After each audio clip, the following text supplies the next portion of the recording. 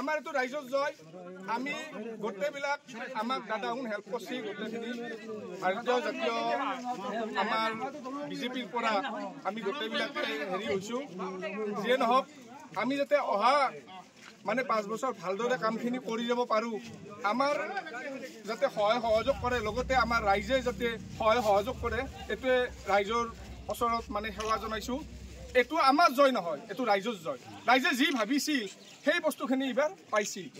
আৰু পৰিৱৰ্তন লাগে ৰাইজক পৰিৱৰ্তনটো পাইছি আপোনালোকক বিশেষ ক'ব লগা নাই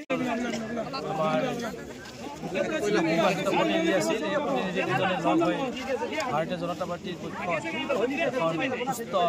পুষ্টিৰ গাঁও পঞ্চায়ত আজি গঠন কৰিলে আৰু আগন্তুক দিনত এই গাঁও পঞ্চায়তখনৰ পৰা যে আমাৰ যিখিনি ৰাইজ আছে যিখিনি ৰাইজে এই মানুহখিনি এই প্ৰতিনিধিখিনি ভোট দি জয় কৰিছে এই যি ৰাইজে যি ভোট দিছে এই ভোটৰ যি উপযুক্ত মূল্যটো আমাৰ এই প্ৰতিনিধিসকলে দিয়ে বা আমাৰ আজি যি সভাপতি উপসভাপতি হ'ল তেখেতসকলক মই এটাই অনুৰোধ এইখিনি কাম যাতে ৰাইজে যাতে ভাল কাম আগন্তুক দিনত কৰে আৰু আগন্তুক দিনত আমাৰ দলক আগুৱাই লৈ যায় নৰেন্দ্ৰ মোদীৰ যিটো সপোন হেমন্ত বিশ্বৰ যিটো সপোন এই সপোনখিনি আপোনালোকে যে ইয়াৰ পৰাই যে আগুৱাই লৈ যাব এইখিনি মোৰ আশা থাকি এইখিনি কৈয়ে মই আপনার আমার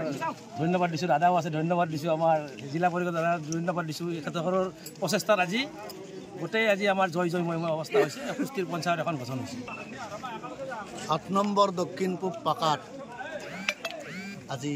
গাঁও পঞ্চায়ত গঠন হ'ল সৰুক্ষেত্ৰী খণ্ড উন্নয়ন বিষয়ৰ কাৰ্যালয়ত সম্পূৰ্ণ বিধি অনুসৰণ কৰি আৰু এই পঞ্চায়ত গঠনে সমাগত দিনত দক্ষিণ পূব পাকাত একতাৰ সৃষ্টি হ'ব উন্নয়নৰ সৃষ্টি হ'ব মিত্ৰতাৰ সৃষ্টি হ'ব এই কথা এই কাৰণেই কোৱা হ'ল যে এৰি অহা দিনত যিবোৰ কাম পঞ্চায়তখনত হোৱা নাছিল যিবোৰ অনৈক্য আছিল সেই সকলোবোৰ অনৈক্য যিবোৰ কাম হৈ উঠা নাই এই পঞ্চায়তৰ জৰিয়তে একেলগে একেবাটে থাকি প্ৰতিনিধিসকলে পঞ্চায়তৰ উন্নয়ন সাধন কৰিব জনসাধাৰণৰ বাবে কল্যাণকামী চিন্তাৰে আগবাঢ়িব আৰু ইয়াত ৰাজনৈতিকভাৱে কথাখিনি ক'বলৈ গ'লে একেলগে একেবাটে অসম গণ পৰিষদ বিজেপিৰ নেতৃত্বত অসম গণ পৰিষদৰ সমৰ্থনত আমি একেলগে একেবাটে অনাগত দিনত আছোঁ এতিয়াও আছোঁ ভৱিষ্যতে থাকিম এই চিন্তাৰে ইয়াত আমি মানে সমবেত হৈছোঁ আৰু আজি পঞ্চায়ত তেনেভাৱেই গঠন হ'ল কোন পঞ্চায়তৰ প্ৰেচিডেণ্ট গাঁও পঞ্চায়তৰ 8 নম্বৰ ৱাৰ্ডৰ পৰা সভানেত্ৰী হিচাপে